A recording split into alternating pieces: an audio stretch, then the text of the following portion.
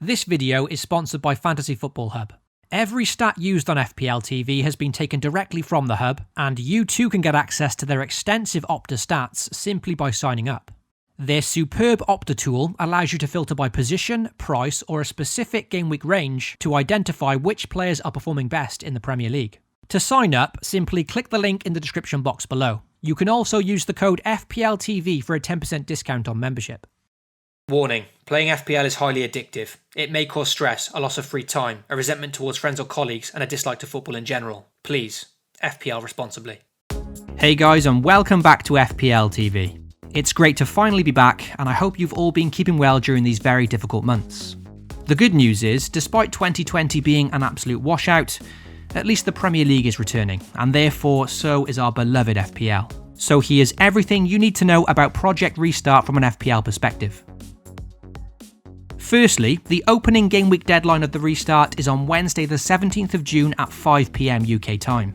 Be careful not to miss this one, because not only is it a very important deadline, but it's also 1.5 hours earlier than what we'd normally expect a midweek deadline to be. For the remainder of the season, with so many games being rescheduled, we're going to have to get used to some out of the ordinary deadlines. As for the following game week 31, that'll be 6 days later on Tuesday the 23rd of June, and that deadline as well will also be at 5 PM UK time.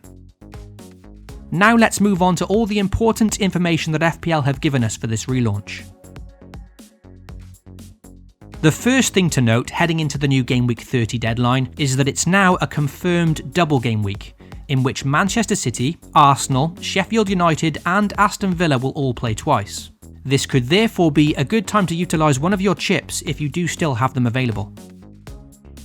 The next important bit of information is that transfers have now been made unlimited by FPL until the Game Week 30 deadline. This means that just like at the start of the season, you can now reshape your squad entirely before Game Week 30, but after that deadline hits, the game will then return back to normal, with just one free transfer given per game week. This also means that during the build-up to Game Week 30, all player prices have now been frozen. So until the 17th of June, there will be no price increases or decreases for any player in the game. Just be very careful when tinkering with your unlimited transfers though, because you may have paid less for players currently in your squad than what they're worth now. And that means they could cost you more if you do transfer them out and then decide to transfer them back in. Next up is the fact that any unused wildcards or chips that you still had left will all remain available before the end of the season. Granted, those that still had their wildcard will feel a bit disappointed that everyone has now been given unlimited transfers. But don't worry, with a wildcard still in hand, you still hold an advantage over your mini-league rivals that already used it. The unlimited transfers will only last until the Game Week 30 deadline, whilst you can utilise this wildcard whenever you see fit. The last thing that FPL have cleared up is that if you were thinking to activate your free hit chip for Game Week 30, especially now considering it's a confirmed double game week, just be warned that if you do use the free hit, it will undo any of the unlimited transfers that you've used. So, unless you're happy with your current squad before you make any transfers, it's probably not worth activating the free hit, because for Game Week 31, your squad would then revert back to how it was before any unlimited transfers were made. With all that information now wrapped up, and the fact that FPL have now given us unlimited transfers for Game Week 30, let's move on to a bit of strategy on how you may want to proceed using a fantastic graphic made by our friends at fantasyfootballhub.co.uk. This strategy is by no means definitive, but I think it gives you an excellent guide if you haven't already given this much thought. The strategy is based around whether or not you still have your wildcard chip intact. If, like me, you don't have a wildcard anymore, then the question is, do you still have your free hit available? If you don't have either, then this is your chance to use those unlimited transfers now and plan for the longer term. With Game Week 30 being a double game week, this could be a chance for you to use the triple captain or bench boost instead, and by using your unlimited transfers, you could build a very nice team for the bench boost. But remember, without your wildcard or free hit available, you're going to have to consider the long term as well. If, however, you do still have the free hit chip, which is the position I'm in, the question you need to ask yourself, as I mentioned earlier, is are you happy with your current team lineup before using any unlimited transfers? Perhaps you already used the previous game weeks during lockdown to build a good squad. If the answer to that question is yes, then you can play the free hit for Game Week 30 and load up on plenty of double Game Week players, with Sheffield United, Arsenal, Man City and Villa all playing twice.